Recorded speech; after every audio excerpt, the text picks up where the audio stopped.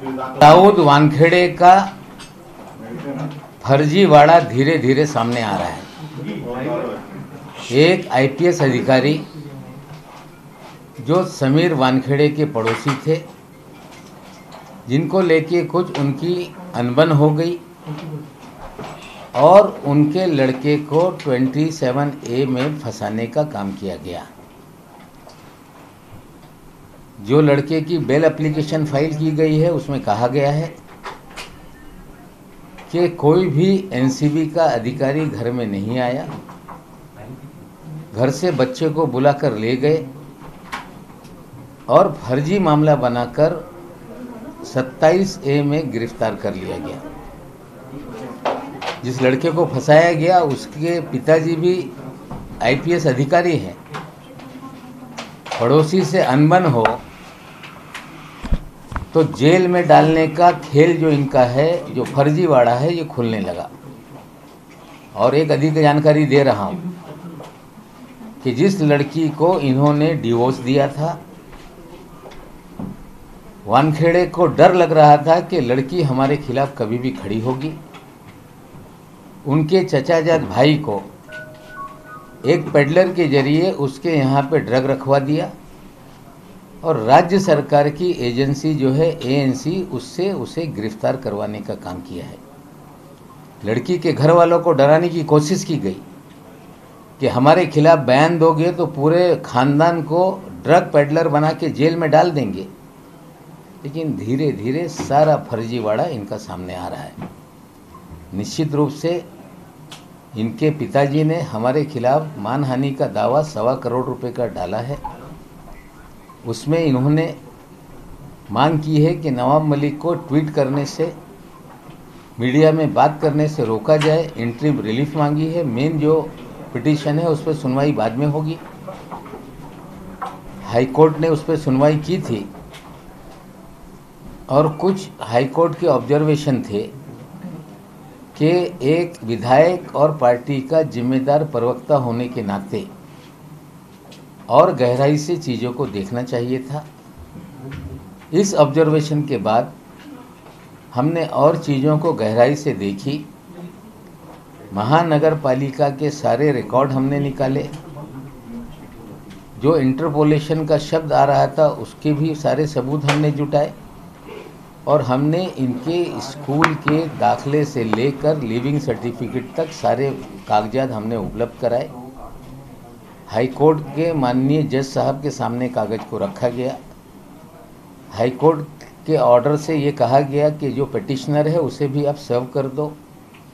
सारे कागजात हमने उन्हें सर्व किए हैं और आज दोपहर 2:15 बजे 2:15 में जज साहब अपने चेम्बर में दोनों पक्षों को इस जो कागजात हमने अतिरिक्त दिए हैं उस पर सुनेंगे और उसके बाद जो इंटरिम रिलीफ जो मांग रहे हैं कि इनके बोलने पे रोक लगाई जाए, ट्वीट करने पे रोक लगाई जाए, उसमें जज साहब अपना फैसला सुनाएंगे। जो मेन पिटीशन है 1,25,00,000 रुपए का, उस पर सुनवाई बाद में होगी। लेकिन सारे तथ्य हमें जो उपलब्ध हुए थे हमने कोर्ट के सामने रखा है। समीर दाऊद वानखेडे यांचा फर्जीवाडा हळूहळू समोर येऊ लागलेला आहे। ज्या पद्धतीने शेजारी असणारे एका आयपीएस अधिकारीशी यांचा वाद झाल्यानंतर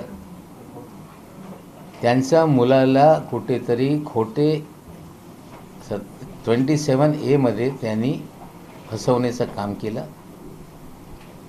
त्यांनी NDPS कोर्टमध्ये बेल ॲप्लिकेशनमध्ये ही मागणी केलेली आहे की त्या इमारतीतला CCTV हे तपासून बघा। त्यांच्या घरी कुठलीही रेड झाली नाही। वानखेडे स्वतः व त्यांचे अधिकारी कंपाऊंडमध्ये फिरत होते। मुलाला घरातून बोलून घेतलं आणि बोगस केस करून ड्रग मिळाला त्यांना फ्रेम करण्यात आलेला आहे। त्या व्यतिरिक्त आणखीन एक गंभीर विषय आहे की ज्या मुलीला यांनी पहिल्या लग्न करून डिवोर्स दिला होता, वाद निर्माण झाल्यानंतर ती मुलगी कुठेतरी समोर येऊन लोकांसमोर सगळं यांचा भंडाफोड करेल या भीतीपोटी एका ड्रग पेडलरच्या माध्यमातून त्यांचा जो कझिन ब्रदर आहे, कझिन भाऊ आहे, त्याच्यावर एक पेडलरच्या माध्यमातून त्यांच्याकडे हे ड्रग ठेवण्यात आला। मग जे राज्य सरकारची एजन्सी ANC त्यांच्या माध्यमातून अटक करण्याचा त्यांनी कट कारस्थान रचला। आजही तो पोरगा त्या मुलीचा जो यांची पहिली पत्नी आहे त्याचा कझिन ब्रदर अजून तो तुरुंगात आहे आणि त्याला अडकवल्यानंतर त्या कुटुंबियाला धमकी देत होते वानखेडे, जर माझ्यासाठी तुम्ही समोर आले संपूर्ण कुटुंबाला मी ड्रगच्या केसमध्ये तुरुंगात टाकणार, सुटू देणार नाही, या प्रकारे आतंक यांनी निर्माण केला होता। हळूहळू यांचा फर्जीवाडा हे जे मुंबईत करत होते ते समोर येऊ लागलेलं आहे। दुसरा विषय असा आहे की यांच्या वडिलांनी हायकोर्टामध्ये 1,25,00,000 रुपयाची मानहानीचा दावा माझ्या विरोधात दाखल केला होता। त्याच्यात सुनवाई झाली। सुनवाई दरम्यान जज साहेबांनी ऑब्झर्वेशन केला होता की एक आमदार असताना, एक पक्षाचा प्रवक्ता असताना सखोल आणखीन याच्यात कुठेतरी बघितलं पाहिजे होता। हे ऑब्झर्वेशन आल्यानंतर आम्ही सगळं महानगरपालिकेचे जे दस्तावेज आहे ते तपास केला, पत्रद्वारा ते सगळे माहिती काढली, सर्टिफाईड कॉपी घेतली, त्याचबरोबर शाळेचा यांचा दाखला, ॲडमिशन फॉर्म, लिव्हिंग सर्टिफिकेट, सगळे जे काही दस्तावेज आहेत ते आम्ही उपलब्ध करून घेतलेले आहे आणि ते परवा जज साहेबांच्या समोर आम्ही ठेवल्यानंतर पुन्हा उद्या कालच सकाळी आम्ही ते जज साहेबांकडे ॲफिडेव्हिटद्वारे सादर केला होता। जज साहेबांनी सांगितलं की आपण हे जे पेटिशनर आहे त्यांना सर्व करा आणि आज दुपारी 2:15 हे चेंबरमध्ये सुनावणीची तारीख देण्यात आली। निश्चित रूपाने जे पुरावे आमच्याकडे आहे आम्ही कोर्टासमोर सादर करतो।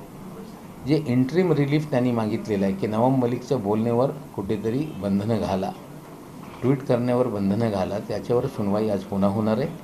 मग त्याच्यावर आदेश येईल। जे मेन पिटिशन आहे त्याच्यावर नंतर सुनावणी होणार आहे। जे सगळे आमच्याकडे दस्तावेज होते ते आम्ही मान्य न्यायालयासमोर सादर केलेले आहे। सर, कल जो है समीर वानखेड़े की बहन सर्टिफिकेट समीर वानखेड़े जाली नोट के भी खिलाड़ी हैं और जाली कागजात कैसे बनाए जाते हैं, करारे कागज़ सामने रख रहे हैं, लेकिन जिस दिन पैदा होकर सर्टिफिकेट निकाला था वो सामने रखना चाहिए था। फर्जीवाड़ा है, छुपाने की कोशिश की जा रही। हमने सारी चीज़ें न्यायालय में रखी है। ये जाली करारा सर्टिफिकेट नहीं, जब पैदा हुए थे जो सर्टिफिकेट मिला था वो दिखाएं, ये हम मांग करते हैं।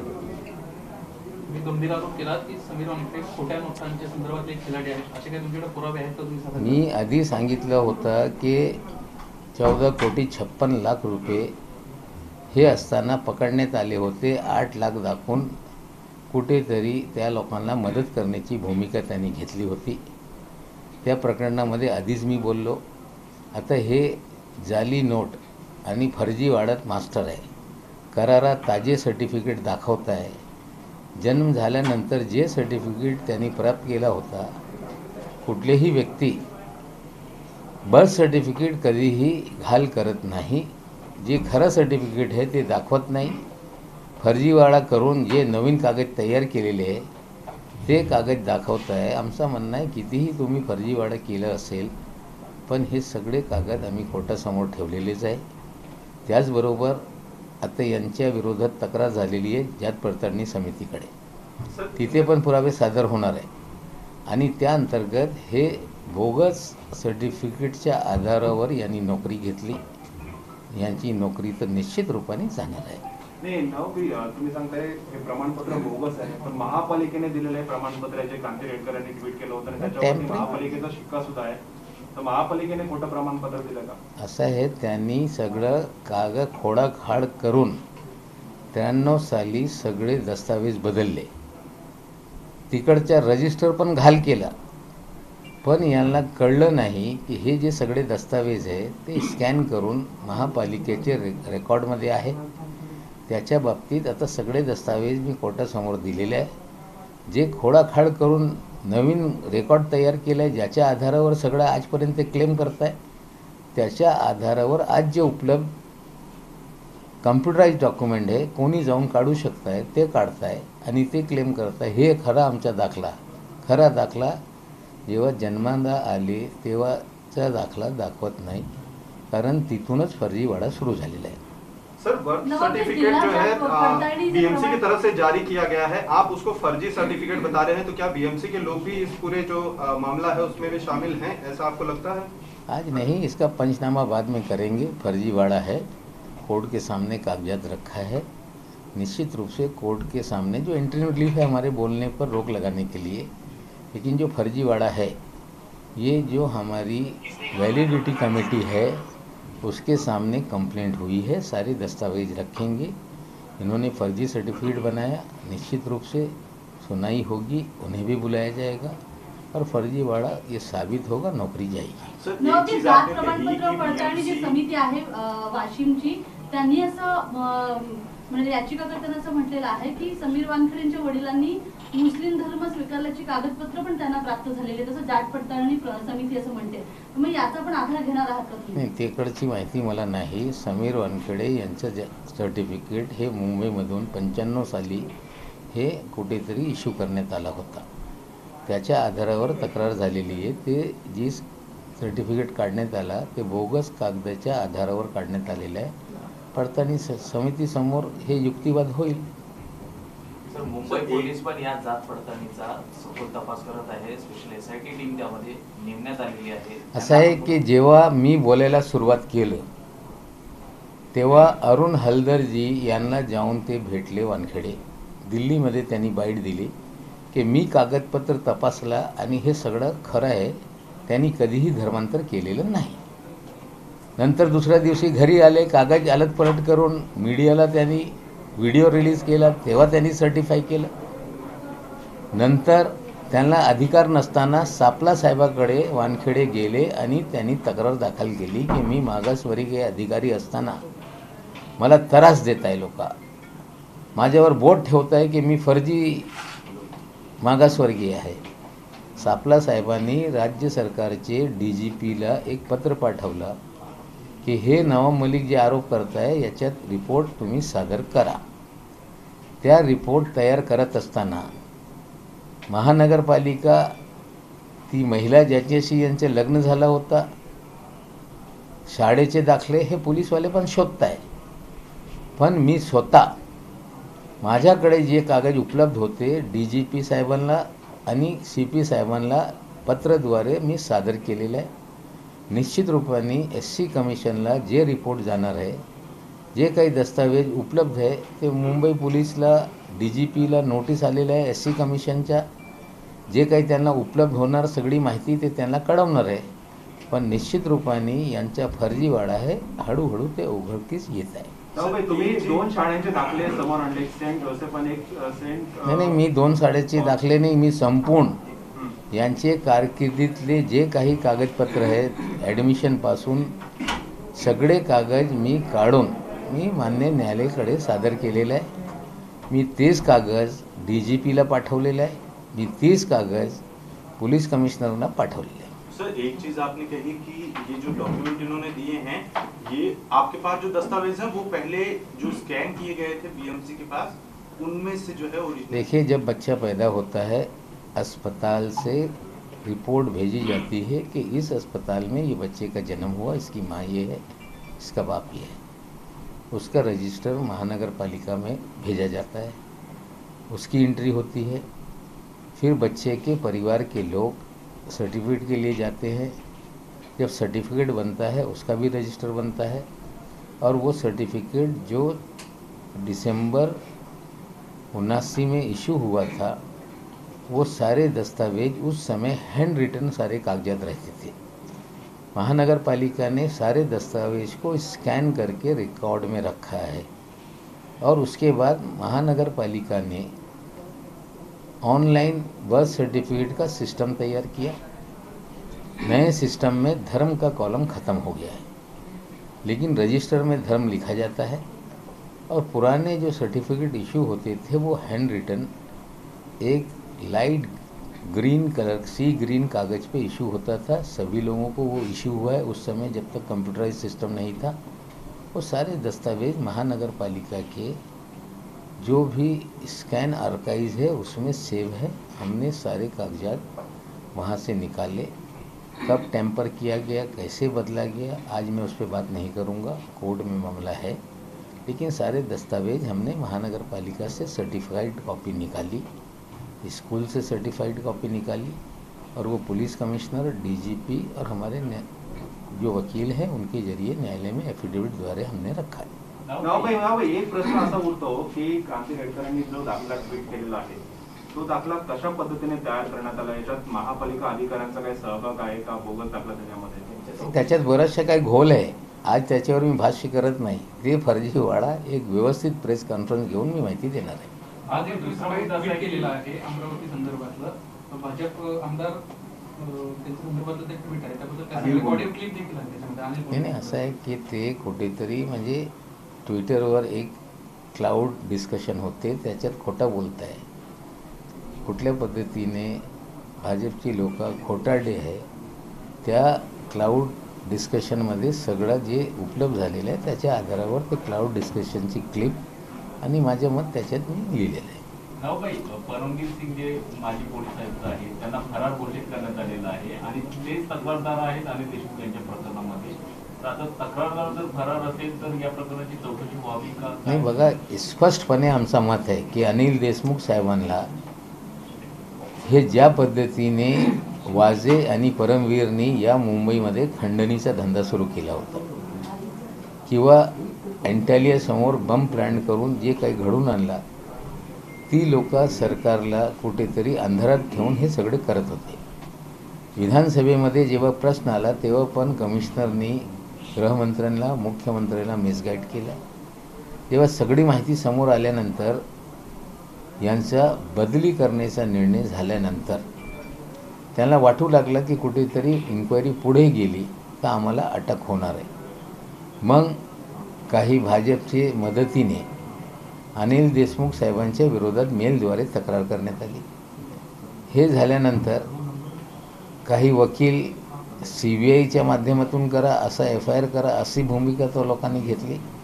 मग CBIनी त्याचा FIR दाखल करून घेतला दिल्लीमध्ये आणि FIR दाखल झाल्यानंतर अनिल देशमुख साहेबांना अडचणीत आणण्याचा राजकीय डाव झालेला आहे। म्हणजे यंत्रणेचा दुरुपयोग करून जे अधिकारी भ्रष्ट आहे, ज्यांच्या विरोधात गुन्हा दाखल झालेला आहे, त्यांनी आरोप केल्यानंतर त्यांना अटक झालेली आहे। हे काल पवार साहेबांनी स्पष्ट सांगितलेलं आहे, तुम्ही कितीही आम्हाला त्रास द्या, जे काही तुम्ही करताय त्याचे आम्ही उत्तर देऊ। देशमुख साहेबांना कुठेतरी गुंतवण्यात आलेलं आहे, फर्जीवाडा आहे तिकडे, आणि निश्चित रूपाने शेवटी न्यायालयात हा प्रकरण असताना आम्हाला संपूर्णपणे खात्री आहे की हे सगळं जे सत्य आहे ते समोर येईल। पण तक्रारदार हाच फरार आहे आणि त्याच्या तक्रारीवर हे त्रास अनिल देशमुख साहेबांना होत आहे, हे लोक बघताय। हा सगळा राजकीय डाव होता सरकारला बदनाम करण्यासाठी। अनिल देशमुख साहेबांना अडचणीत आणण्यात आला आणि आज नाही उद्या याच्यातली सत्यता जी आहे ते कोर्टाच्या समोर येईल। भाई, लेकिन जैसे परमवीर सिंह के जो एप्लीकेशन थी उसके ऊपर ये जांच जो बिठाई नहीं गई है, ये जयश्री पाटिल परमवीर की ही कंप्लेंट पे जयश्री पाटिल ने इसको पुलिस स्टेशन में कंप्लेंट की थी। जो सारी गैंग है, जो जयश्री पाटिल हो और उनके और कोई साथी हो, देवेंद्र फडणवीस हो, ये बहुत सारे मामले में ये गैंग अलग अलग मामलों में सामने है। एक सोची समझी साजिश के तहत अनिल देशमुख जी को परेशान किया गया है, उन्हें फंसाया गया है, सरकारी एजेंसी का दुरुपयोग हुआ है, राजनीतिक उद्देश्य से राजनीतिक दलों के द्वारा ये सारा खेल किया गया है, लेकिन इसका हिसाब किताब किया जाएगा। सर, ये आपने जो गैंग बताई है, कौन कौन ठीक प्रमुख है, किरदार है? सारे गैंग के किरदार अन्य केसों में देखेंगे तो चेहरे सामने आ जाएंगे। सर, परमवीर को कोर्ट ने जिस तरह से भगौड़ा है, ढूंढेंगे हम, महाराष्ट्र में होगा तो तुरंत पकड़ेंगे। लेकिन हम अमित शाह जी से, केंद्रीय गृह मंत्रालय से मांग करते हैं कि तत्काल भगौड़ा कमिश्नर है जिसे कोर्ट ने भगौड़ा घोषित किया, आप ढूंढें और हमारे सुपुर्द करें। सर, आपने एक अभी आरोप लगाया समीर वानखेड़े की जो पहली पत्नी थी उनके भाई को ड्रग्स प्लांट करके फंसाने की धमकी दी गई। जब भी आपने ये धमकी नहीं दिया गया, उन्हें फ्रेम किया गया है। आज नहीं कल वो सारा फर्जीवाड़ा भी सामने आएगा। एक अलग सवाल है, जिस तरह से सलमान खान को लेकर राज्य सरकार ने हेल्थ डिपार्टमेंट ने फैसला लिया है मुस्लिम समुदाय में जागरूकता के लिए, इसे चुनाव से जुड़ा जा रहा है, पूछा जा रहा है सलमान खान ही क्यों हो सकते हैं, दूसरे एक्टर्स भी हो सकते हैं और आ जाएं, सभी एक्टर वीडियो बना के करें, उनका भी इस्तेमाल करने के लिए सरकार तैयार है। Thank you. मराठ्यांची तळपती तलवार म्हणजे